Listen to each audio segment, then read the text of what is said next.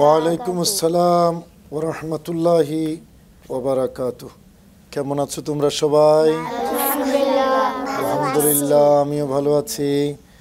কেমন লাগছে এখানে আসতে পেরে? আজকে তোমাদের ভালো লাগছে? মাশাআল্লাহ। সুধী দর্শক, দূরে এবং কাছে, দেশে এবং প্রবাসী, যেখান থেকে আমাদের অনুষ্ঠান দেখছেন, আপনাদের সবাইকে স্বাগত জানাচ্ছি আপনাদের প্রিয় অনুষ্ঠান এনসিসি ইসলামিকে নিবেদিত মহানবীর শিক্ষায়। আশা করি সকলে ভালো আছেন, সুস্থ আছেন। আমরা আজকে যে বিষয়টি নিয়ে আলোচনা করব তা হলো অসুস্থ মানুষের সেবা। আসুন আমরা তাদের সাথে কথা বলি।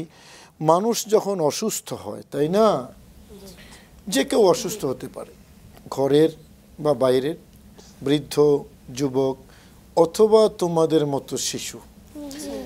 এখন ঘরে যদি একজন অসুস্থ হয়, তাহলে সুস্থ যারা, তাদের কিন্তু কিছু দায়িত্ব আছে। এই দায়িত্বটা আল্লাহ এবং রসুলের দেয়া। যদি অবহেলা করে, আল্লাহর দরবারে জবাবদিহি করতে হবে। আর যদি সঠিকভাবে পালন করে, তাহলে এই সেবার কারণে সে জান্নাতে যাবে।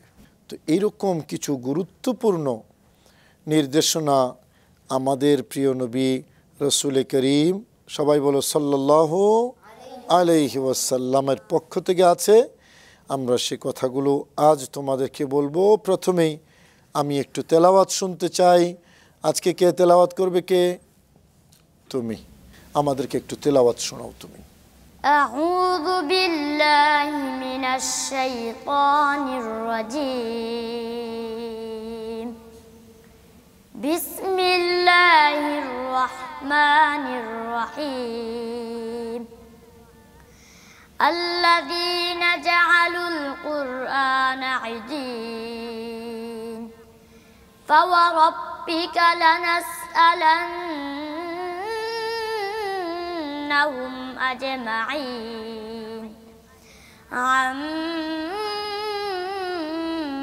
كانوا يعملون فاصدع بما تؤمر وأعرض عن المشركين إنا كفيناك المستهزئين الذين يجعلون مع الله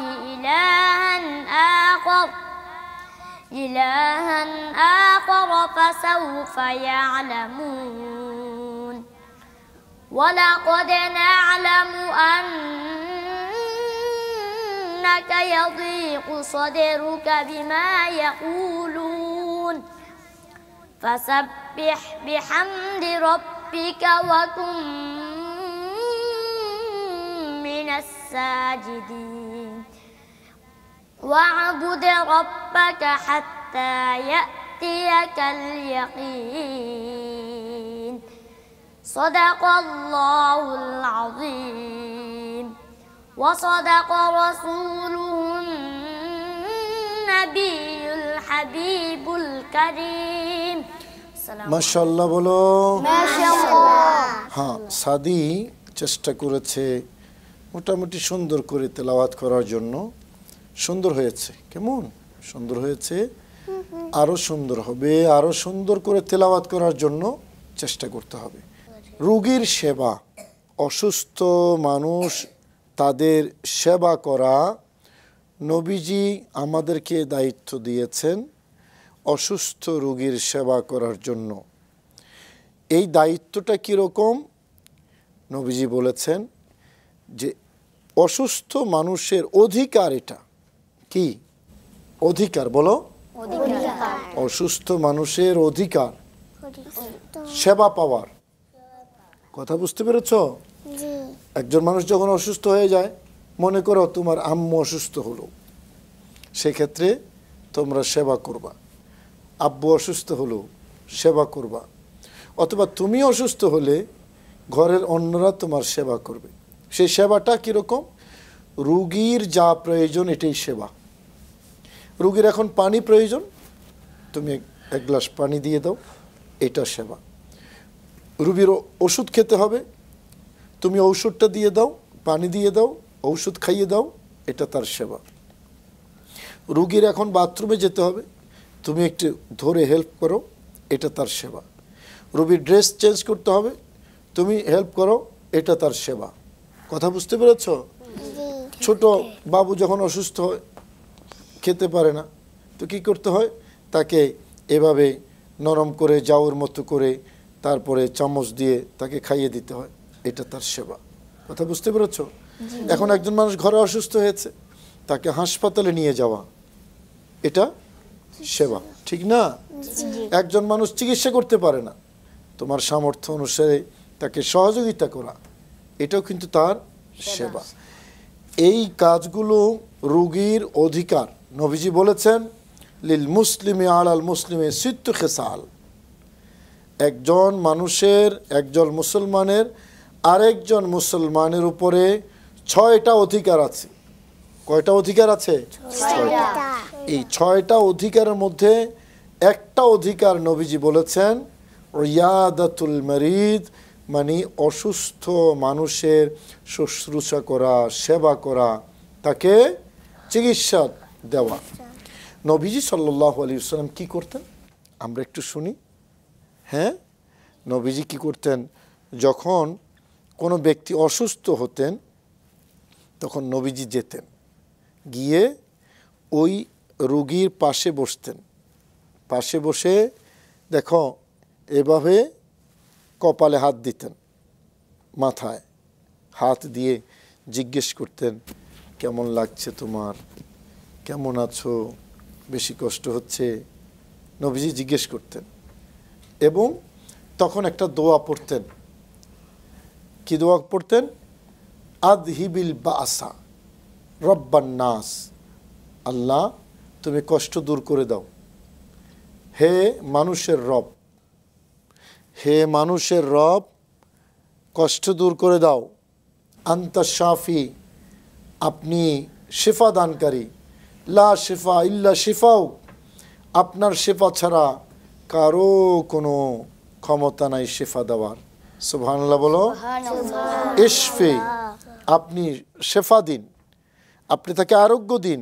শিফা আন, এমন আরোগ্য, লা ইউগাদিরু সাকমা, যেই আরোগ্য কোনো অসুস্থতা আর বাকি রাখবে না, এমন আরোগ্য দান করেন। সুবহানাল্লাহ বলো। এই দোয়াটা নবীজি করে দিতেন। নবীজির একটি হাদিস বলবো। নবীজি বলেছেন, কোনো ব্যক্তি যদি সকালবেলা একজন রোগীর সেবা করে, তাহলে সন্ধ্যা পর্যন্ত এই ব্যক্তিকে 70,000 ফেরেশতা দোয়া করে। সুবহানাল্লাহ বলো।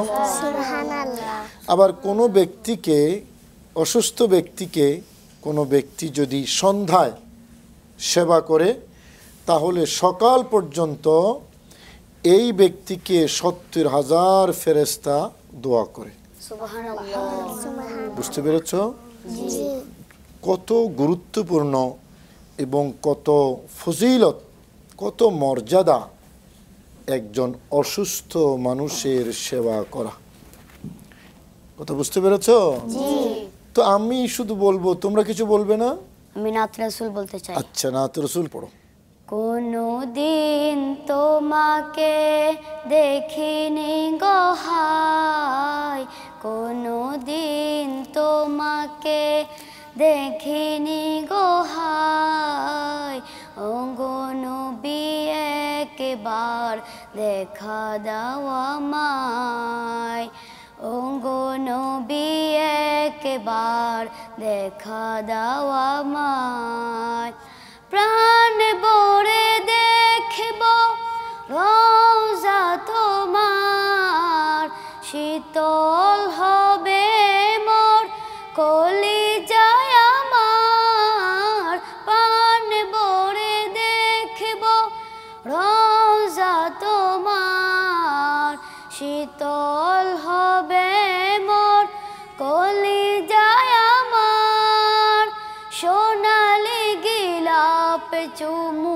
খেতে মনে চায়, ও গো নবী একবার দেখা দাও আমায় কোনো দিন তোমাকে দেখিনি গো হায় ও গো নবী একবার দেখা দাও আমায় কেঁদে কেঁদে বারবার করি বাসনা মন শুধু চাই যেতে দূর মদিনা কেঁদে কেঁদে বারবার করি বাসনা মন শুধু চাই যেতে দূর মদিনা তোমার প্রিয় করে ডাকো রোজায় ও গো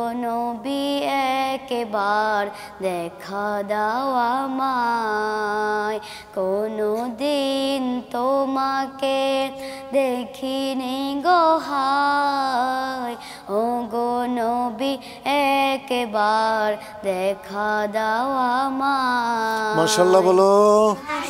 হ্যাঁ, অনেক সুন্দর হয়েছে নাবিল, অনেক সুন্দর করে পড়েছো তোমরা, অনেক সবাই সুন্দর করে বলেছো, তাই না? তোমরা আরো বলবে। মামুনি তুমি কিছু বলবে নাকি? কি বলবে তুমি? আমি 8টি জান্নাতের নাম বলবো। মাশাআল্লাহ, 8টি জান্নাতের নাম। ঠিক আছে, তোমার কাছ থেকে আমরা 8টি জান্নাতের নাম শুনবো। এটাও একটা গুরুত্বপূর্ণ বিষয়, কারণ জান্নাতের নামগুলো মুখস্থ করা এটা কিন্তু সহজ কথা নয়, তাই না? আমরা রোগীর সেবা নিয়ে একটা হাদিস শরীফ শুনবো, নবীজির হাদিস, নবীজির কথা। কেমন? নবীজি বলেছেন কোনো ব্যক্তি যদি অসুস্থ মানুষের সেবা করে যতক্ষণ সে রোগীর সেবার মধ্যে থাকবে ততক্ষণ সে আল্লাহর রহমতের ছায়ার নিচে থাকবে। দেখেছো কত সম্মান রোগীর সেবা করা। এই যে হাসপাতালগুলোতে যারা রোগীদের সেবা করে, ঘরে যারা রোগীদের সেবা করে, সবাই আল্লাহর রহমতের ছায়ায় থাকেন। ঠিক আছে, বলো তো 8টি জান্নাতের নাম।